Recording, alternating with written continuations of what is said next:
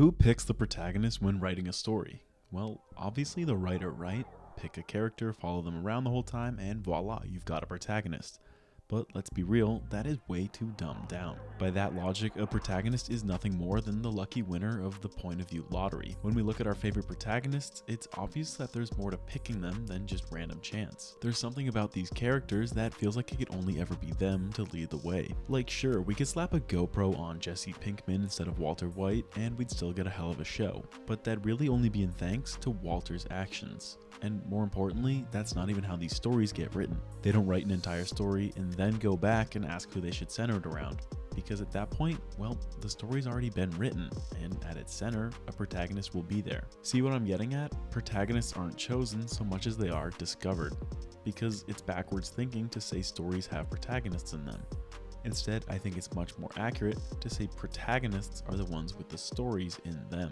Which is why in this video, I want to introduce a framework that explains how protagonists are the ones who make a story possible in the first place. Because frankly, any given story shouldn't even exist. A story inherently doesn't want to exist. They are statistical anomalies, and I can prove this by flipping a coin. Say it lands heads. Whatever, right? But what happens if I keep flipping heads? 2, 3, 4 in a row, still nothing special. But 5 in a row, that's a 3% chance of happening. With every next heads, this becomes more and more of a story because it defies greater and greater odds. At 10 heads in a row, I've beaten 1,000 to 1 odds. At 20, I've beaten 1,000,000 to 1. If I flipped 30 heads in a row, I would have beaten 1,000,000,000 to 1 odds. That's headline news, because it shouldn't have happened, which is precisely what makes it a story. It stands out from the norm, meaning, statistically speaking at least, stories shouldn't exist, but clearly we have them. And how is this possible? Protagonists. Much like a coin wanting to flip tails, a story will naturally want to end. However, a protagonist will resist this force and keep the story going. They will push the ordinary to extraordinary, creating a story in the process. But this is only possible through some combination of 3 distinct traits, meaning that it's finally time for a Squampopulous chart. Here I've made a triangular chart that inhabits every protagonist ever written. It's actually called a ternary plot, and at first it's a little hard to read. By following the direction of the arrows, we can zone in on one specific point that can tell us the exact makeup of the 3 different traits. Basically, when you have something made with 3 distinct components, you can use a ternary plot to visualize its exact makeup, what percent X, what percent Y, and what percent Z. From there, you can further categorize or distinguish things as you please. The only use I know of them is with soil texture graphs, until today of course. To me, this is the perfect tool to visualize protagonists because I believe at their core, they're all made up of their own unique blend of 3 traits. While some characters may possess 1 or even 2, I think every protagonist will have a balance of all 3, meaning we can zone this inner triangle here as protagonist land. But before we talk about what the traits are and how they work in a character, you might be wondering why I come up with these frameworks in the first place. My goal isn't to create a right or wrong way of writing, but to instead hopefully offer one of the most valuable things I can, a fresh perspective. Because sometimes all it takes to beat writer's block is a new way of looking at things. One platform that's really helped me with this is today's sponsor, Skillshare. For the longest time, I was at a roadblock in a story I've been trying to outline. Luckily for me, it was actually a Skillshare class that brought me out of the rut. Lincoln Mitchell's Science Fiction and Fantasy, Creating Unique and Powerful Worlds class brought up this idea that he called the ripple effect, and by the end of the class, I suddenly had a much bigger understanding of my own story. But Skillshare isn't just limited to writing advice. It's a platform dedicated to all walks of creativity, and its classes are led by real, talented, and successful creatives themselves. Their breadth of topics span from art and design to editing and production, and plenty other fields that can help you master the creative skills you're after. I myself have my eyes on a video editing class and a graphics design class, 2 skills that are absolute staples of content creation that honestly everyone can benefit from. But don't just take my word for it. See for yourself with their 7-day free trial and risk-free 30-day money-back guarantee. The best part, the first 500 people to use my link in the description or scan the QR code will receive 20% off their first year of Skillshare. Get started today. The first way a protagonist can keep a story moving forward is through their competence. Competence is a very broad term that essentially means capable, so I want to go a little further and describe it as the ability to fully utilize the resources at their disposal. A bit of a mouthful, but it just means a competent character can have smarts and experience, or they could just be more gifted in the first place. It's easy to be resourceful when you have more resources. You can trust competent characters to keep the story going because despite whatever the story throws at them, they'll find a way to overcome it and guarantee the next heads. A competent character in one story can be completely different to a competent character in another, because fully utilizing resources is pretty dependent on the resources at hand. This can make for a lot of different subgroups of competency. How we break it up isn't all that important though. What matters is that at their core, they keep the story going with their unique abilities. But with that being said, one subgroup of competent protagonists could be the expert. For example, let's check out Dom Cobb from the movie Inception. Don't worry, I'm going to try and avoid spoilers throughout this whole video. Inception is a movie about a mission to inject an idea into a man's subconscious by manipulating his dreams. With such a killer premise, it feels like we could center this around any character and still end up with a fantastic story. But there's a reason why we specifically follow Cobb. See, there are a lot of factors at play when the characters use the dream technology. From minute details that can make or break the plan, to life-threatening dream guards trained to kill outsiders on sight, a lot can go wrong. This is where Cobb comes in. He's the single most competent character in his field. He's the one who best understands dreams and ideas, meaning there's no character better at overcoming the obstacles that come with them. From the creation of the plan to the assembly of the team and the constant improvisation that the mission requires, it's almost always Cobb who's creating solutions. In fact, no other character thinks Inception's possible in the first place. That right there is the coin wanting to flip tails. But it's Cobb who knows it can be done, it's Cobb who knows how to achieve it, and it's Cobb who makes the story possible. In my opinion, whenever competence takes the form of smarts or cleverness, it's most enjoyable when we can follow along in their thought process. A textbook competent protagonist who excels at this is Walter White from Breaking Bad. I've got another video on my channel that's exclusively dedicated to his problem solving, so feel free to check that out after this. But there's another type of competence altogether that comes off as much more obvious. I would call another subgroup the prodigy, the characters who are born with abilities that others don't have. In this framework, the whole idea behind competence is being able to do things that other characters can't, beating the odds through ability. So if a character has extraordinary abilities that others don't, then they're instantly a perfect candidate to lead a story. Take Avatar Aang for example. The entire plot of The Last Airbender is about freeing the world from the Fire Nation's conquest, an impossible task for any character to achieve, except for Aang, who's the most competent character in the entire show. But if you've watched The Last Airbender, you might be thinking, what? No, Aang is like a total idiot. While that's true, in this specific context, his competency comes from his abilities. As the Avatar, he has the unique ability to master all 4 elements. Nobody else has that ability. That is what makes him competent. With a power like that, a story practically writes itself. Of course, there will be challenges in overthrowing an authoritarian empire, but when you have all the 4 elements on your side, this becomes a lot more feasible. Solutions present themselves through his bending that other characters simply wouldn't have access to, which is why Aang is the perfect center for that story. Through bending water, earth, fire, and air, he always finds a way to flip the next heads. So that's how competence works. Move forward by finding a way. See what others can't see, know what others don't know, and do what others can't do. But competence is only one piece of the pie. What good are a character's abilities if they never feel a need to use them?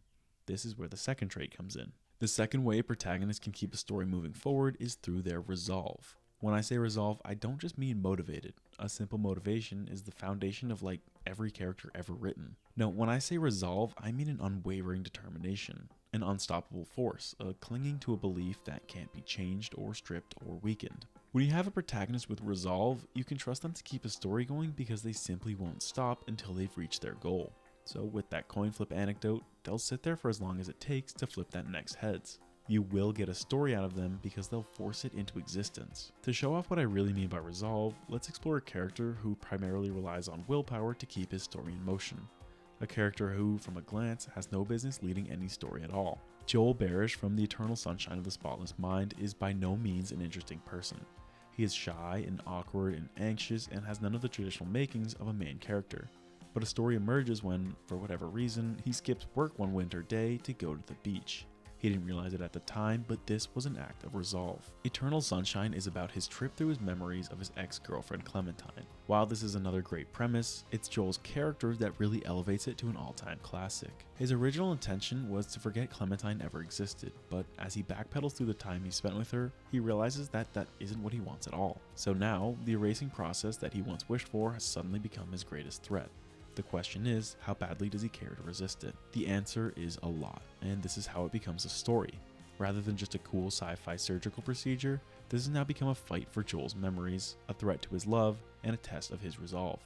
The surgery isn't meant to be resisted. The process is meant to be final. The coin is meant to land tails, but through his sheer determination, Joel does everything in his power to keep going, to not quit. and what we're left with is an unforgettable love story. Another way to think about resolve is resistance. Resistance to fate, resistance to change, or resistance to the status quo. One protagonist that embodies this to his core is Thorfinn from Vinland Saga.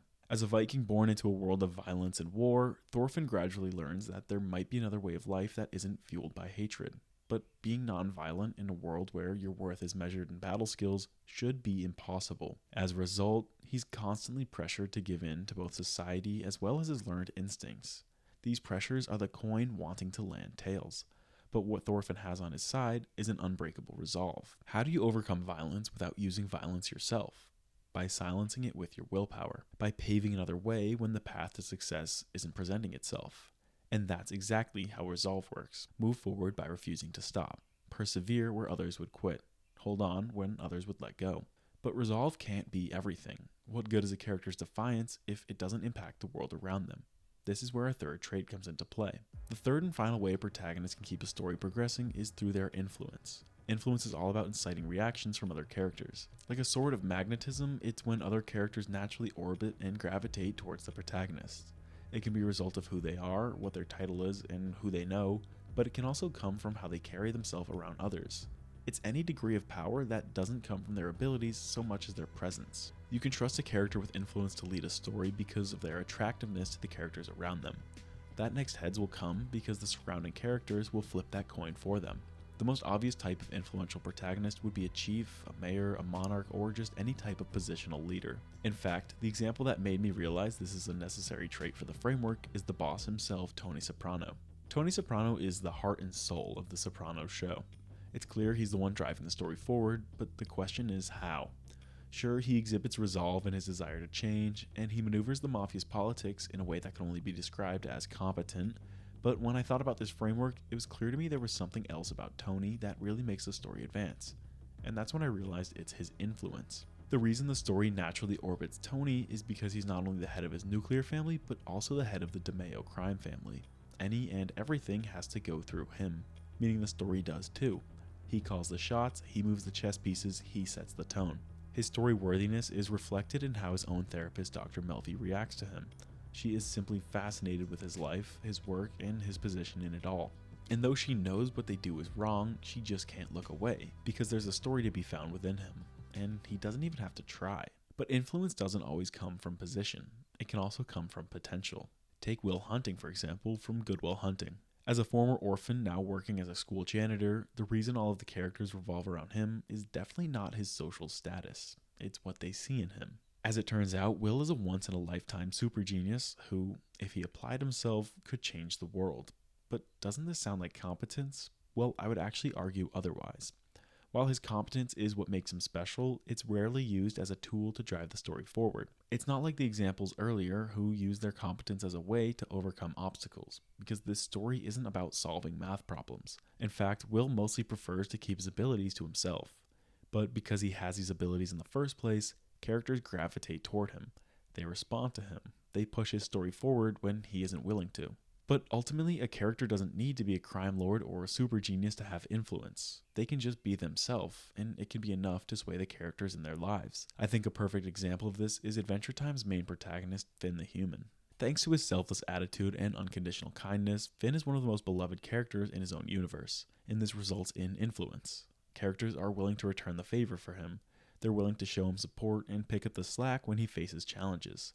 Jake the dog, Princess Bubblegum, Marceline, Bimo, and plenty of other characters would do anything for him, not because it's their duty, but because they love him. Finn's influence keeps the story going because it takes the pressure off of him when needed. So that sums up influence, move the story forward through other people. Is it enough alone to make a protagonist? No, but I don't think any of these traits are. They all work together in unique combinations, resulting in infinite different protagonists, each with their own unique stories. To me, there's nothing more to protagonists besides competence, resolve, and influence. But there's a fourth factor that many protagonists experience that I don't think is actually essential. That would be change. I've said before on this channel that change is the lifeblood of stories, and I still stand by this. In fact, I've made an entire series on antagonists, with the thesis being that they exist to spark change in the protagonists. I highly recommend those videos when you get the chance. But change isn't a trait like competence or resolve or influence. Change is a thing a protagonist can do, but I want to prove that they don't have to.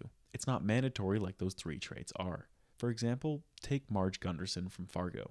In Marge, we can clearly see a unique combination of all 3 traits in the framework. For starters, she's Brainerd, Minnesota's chief of police. That immediately checks off the influence box because stories naturally go through her. Crime is a classic deviation of the norm, so it's no wonder so many stories are centered around it, Fargo included. When a triple homicide case goes down, it's Marge Gunderson at the center of it all. But just being involved in the case isn't enough to spark a story. That's where Marge's competence comes in. She's the one who discovers the clues that advance the investigation. She sees things that other characters can't see, and she discovers things that other characters want to hide. Without her competence, there wouldn't be a story, just a crime. Knowing what clues to follow helps Marge keep flipping those metaphorical heads, but her competence only works because it's guided by her resolve. Marge's commitment to justice is the third and final component that makes Fargo possible. The events of the story are often quite grim and cynical, but Marge serves as a beacon of light in the otherwise dark world. She puts her faith in doing the right thing, spreading kindness, and keeping peace, which is ultimately what ties the story together in the way that no other character could. From start to finish, Marge is a static force of good. She never changes, and yet she's the perfect character to lead the story. Admittedly, a lot of what drives Fargo is the incompetence and ridiculousness of the supporting characters. When that's the case, a static protagonist is more fitting because the world around them is so chaotic. But hopefully this shows that, at the end of the day, all a protagonist needs is competence, influence, and resolve. Not necessarily to change. But now the question is, are some combinations better than others? My protagonist framework isn't really meant to critique or praise the writing of any given protagonist. Instead, it's meant to look at how a protagonist is made and can hopefully be used as a tool to help writers. With that being said though, I do want to highlight a character that I believe to be one of the best written protagonists of all time and see what implications he might have for the framework. The man I'm referring to is Andy Dufresne, the leading character in IMDb's highest ranked movie of all time, The Shawshank Redemption. Without getting into major spoilers, I have a theory as to why Andy and his story are just so universally beloved. The way I see it, Andy exhibits a near perfect split between competence, resolve, and influence. He excels at each of these 3 traits, resulting in a story that perfectly interweaves them together. What we first learn about Andy is that he has a uniquely strong resolve. The prisoners of Shawshank commit terrible atrocities to him, but he never lets them break his spirit. It doesn't take long to learn that Andy's quite competent as well. He helps solve other characters' problems with his unique experience and intellect, which, as a result, leads to unintentional influence. Characters start to support him as a way to return the favor. And this cycle repeats itself, growing bigger in scale each time. His hope drives him forward, he uses his intellect to share it, and it starts gradually creating change in the lives of everyone around him. Andy's resolve, competence, and influence are each so extraordinary that I could have used him as the leading example for any of the 3 traits. But I wanted to save him for the end because I think there's something to learn from it. When a protagonist equally balances the 3 main traits, it might just suggest that they have a better story to tell. This is just my opinion, of course, but I'm curious if your favorite examples support this. Earlier I mentioned that the beauty of ternary plots is how they enable categorization. You might have noticed that the soil texture chart does this well, but my protagonist chart only has one broad one. This is where you all come in. I'm really curious to see what type of pockets you can identify based on different blends. I mentioned a handful of ideas throughout the video like the expert, the prodigy, and the boss, but I'd love to hear any further suggestions. I plan on making a series out of this chart like I did with the antagonist drill, so if you enjoyed this video, make sure you like and subscribe so you don't miss out on them. As always, thanks for watching.